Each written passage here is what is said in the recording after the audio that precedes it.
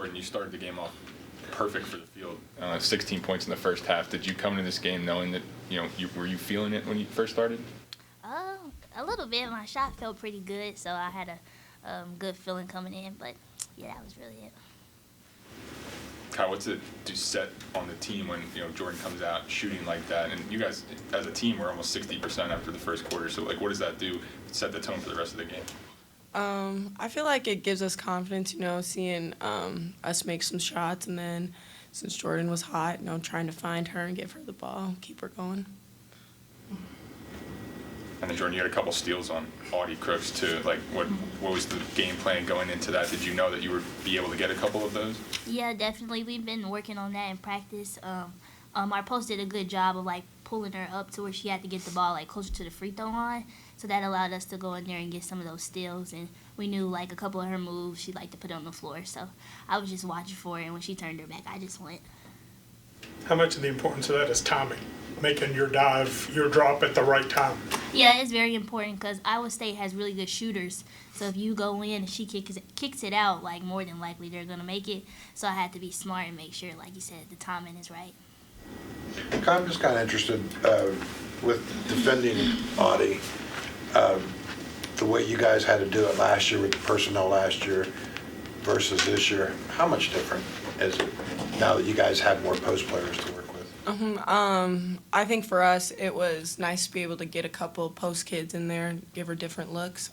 Obviously we're bigger in the post this year, so that was nice for us in this game. I mean, you obviously saw what she was able to do against you guys last year, so she gets 13 tonight. Did you ever think you guys, would be able to hold her to 13? It's always our goal, try and keep her as limited as we can.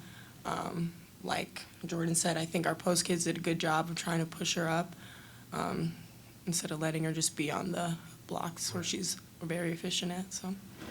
Kyah, you had a double-double tonight, 10 rebounds. Did you come into this game knowing, when you have a good rebounder like Crooks and even Addie Brown, that you're going to have to step up and rebound for the team? I think Coach made that an emphasis. What did he call it? Gang rebounding? Yeah. Just making sure, we were all getting in there, both offensive and defensive rebounds. So. Jordan, I don't know if you had a charge tonight, but can you just tell us about, where does that stand in the priority in a defensive possession? Are you always looking to draw a charge? Is there stuff that needs to happen? Do you have to be the primary defender? What's that thought process? Honestly, I try not to think about it too much, but I do know, going into games, who likes to drive. And majority of the time I get on people that are super aggressive, going to the paint. I feel like Iowa State really didn't have, that type of presence, so I don't think it was there. And I wasn't taking a charge on Audie. I'm sorry. I wasn't doing that. I told them that before the game. But, yeah, I think it's just more of a personnel thing and timing. Do you feel, I know there's been other games where you guys have forced more turnovers, and there's probably been other games where maybe you guys shot the ball better, pieces like that. But collectively, as just one game, does this performance kind of rank up there over some of the other games this year? I would say each game is very important.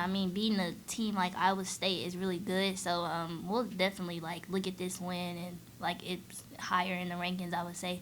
I know Iowa State's not having the best year, but they are still a really good team. And I know they didn't have Ryan, but we executed really well, not only on the defense but on offense too. So I think this game was very important and it's still significant.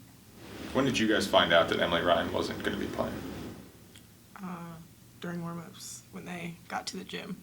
Does the game plan change at that point? Does the mindset change, or is it just the same old, same old?